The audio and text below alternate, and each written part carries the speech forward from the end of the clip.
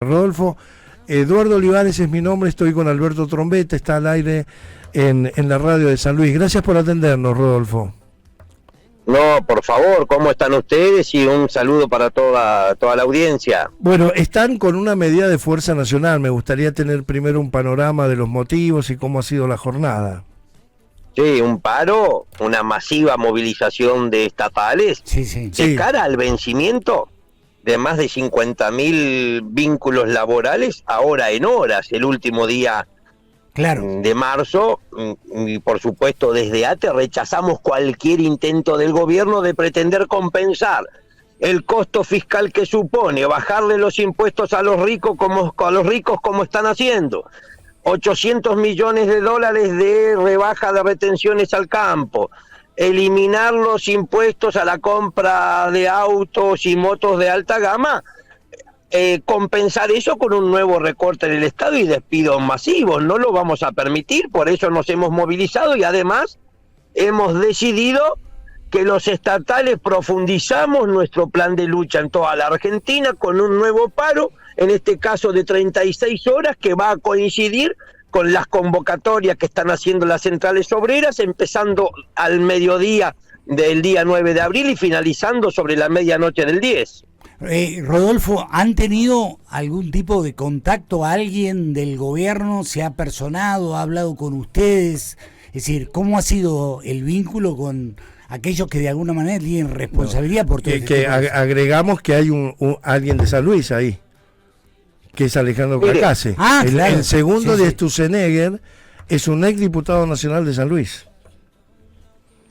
Usted está hablando con alguien a que no le gusta hablar mucho con los funcionarios, con los patrones. No, pero digo, pero uno... Nosotros, ahora le contesto, nosotros mantenemos el diálogo institucional que tenemos que tener en el ámbito de la paritaria, del convenio colectivo central, de la administración pública central.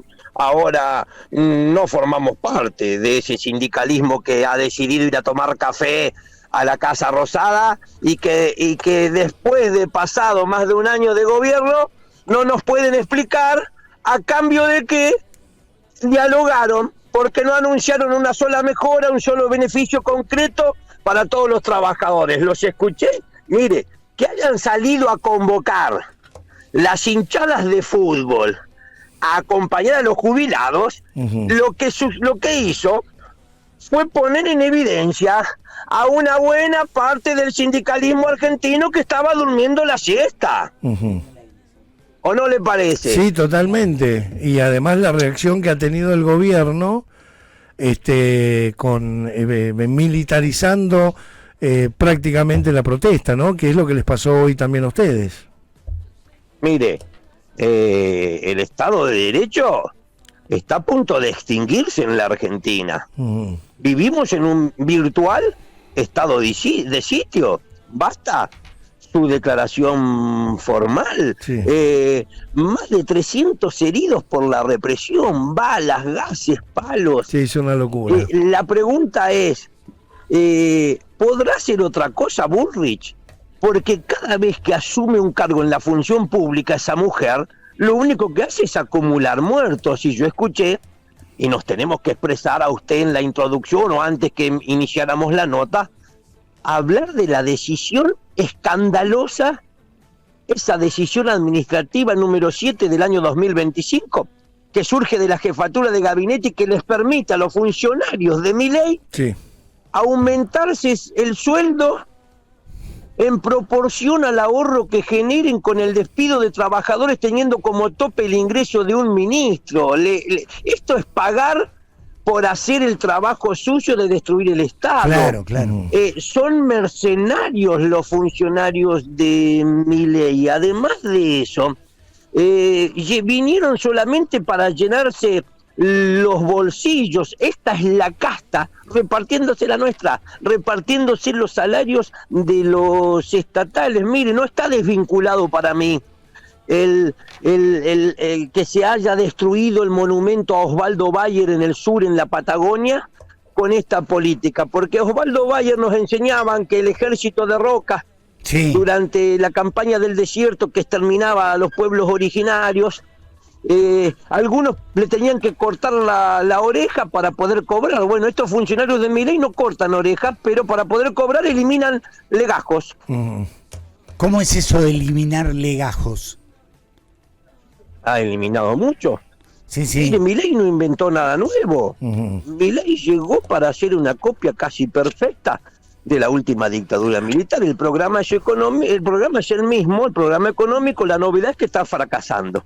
Claro. Y que yo creo que esas expectativas de una buena parte de la población en las que se anclaba el gobierno de Milei son expectativas que empezaron a desaparecer. Bajó 10 puntos el presidente. Pero además no sé si colegas suyos que repetían como loros encuestas durante tantos meses las repiten igual con la misma fuerza y el mismo ímpetu que ponían para decir cuando Milei medía 10 puntos más. Hay un creciente y silencioso rechazo al autoritarismo del presidente. Sí. Y a los resultados de sus políticas. Nosotros estábamos hablando hace un rato, porque arrancamos hablando con Guillermo Moreno y después hablamos con otros, respecto a la situación que se está viviendo en el país y a cómo se resuelve todo esto. Hay un mecanismo que es institucional, que es el juicio político, que lamentablemente en función de la actitud que han tenido nuestros diputados y nuestros legisladores en general, es difícil que se pueda cumplimentar. Pero con la gente en la calle,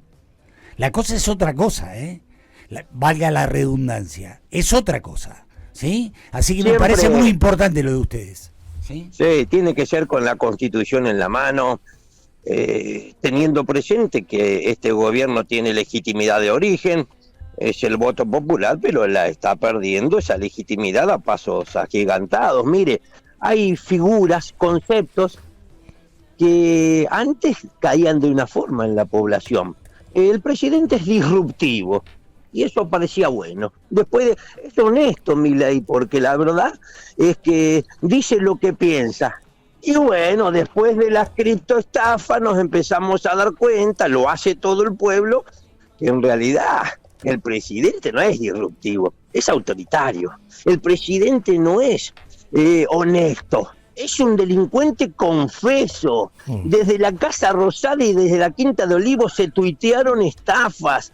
En el Congreso se matan a trompadas los diputados y en la justicia, en el Poder Judicial, la mayoría de los miembros de la Corte Suprema están designados a dedos. No da para más este país.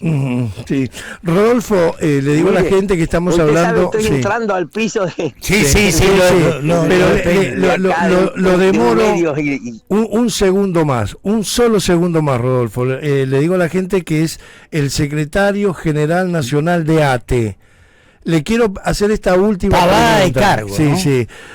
Milei se apoyó mucho en un sector de la sociedad que decía los empleados públicos, que se jodan, no trabajan, muchos empleados públicos no va a ser tanto, y lo votaron a Milei.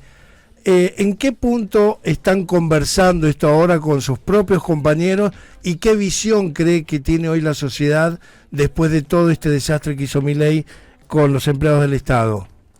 Dos cosas concretas frente a su pregunta. La primera, hubo estudios serios. Sí. El 49% de los empleados públicos de la Argentina votaron a Milei. Están todos arrepentidos. Nadie pensó que estaba votando a su propio verdugo, al que los iba a dejar en la calle y al que iba a destruir el Estado. Lo segundo, pasó más de un año.